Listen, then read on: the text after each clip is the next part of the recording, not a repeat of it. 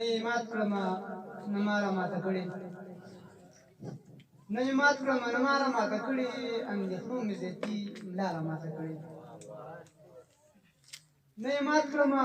نه ماره ماته کړې اندېښنو مې زیاتي لاره ماته کړې یو سړی د جنکو پرونه ګوري یو سړی د جنکو پرونه ګوري یو سړي په ځان دنیا را ماته کړې او هغه دنګه د یرغل داسې ګږه کړه هغه دنګه د یرغل داسې ګږه کړه لکه لښته وي هوا را ماته کړې او د کوټې د ګرمولو نور څه نشته د کوټې د ګرمولو نور څه نشته دروازه مې د کلا را ماته کړې او خپل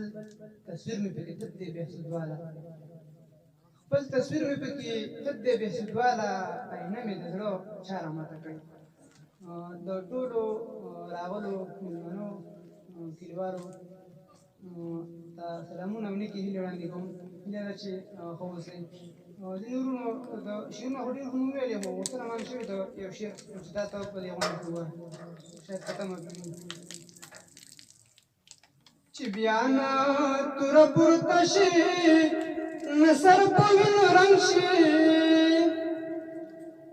چې بیا نه توره پورته شي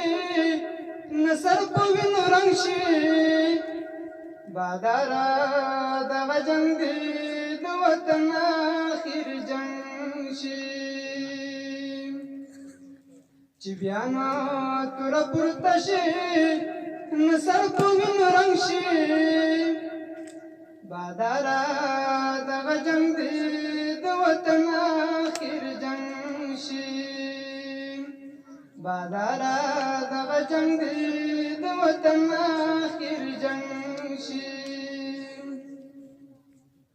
که زړونه سره یو کړو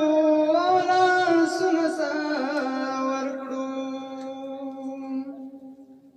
که زړونه سره یو کړو او لاسونه سره ورکړو دا ګاڼې به لالونه شي دا بوټي به لونګ شي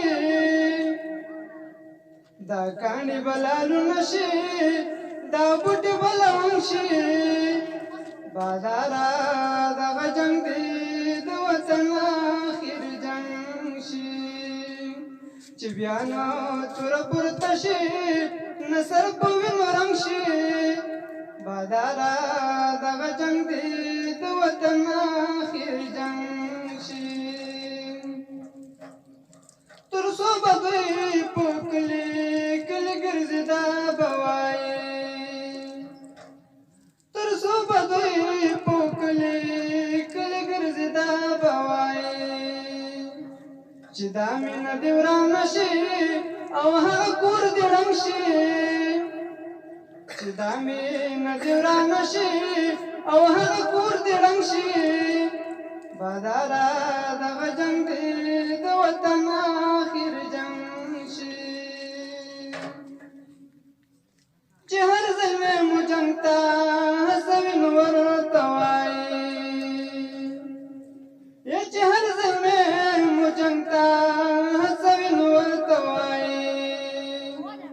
چې هسې خود کې خودو له توبه دې زنګ شي چې هسې خود کې خودو له توبه دې زنګ شي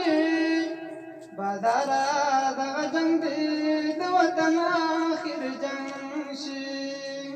باداره دغه جنګ دی د وطن اخر جنګ شي که ګورې د لستوړې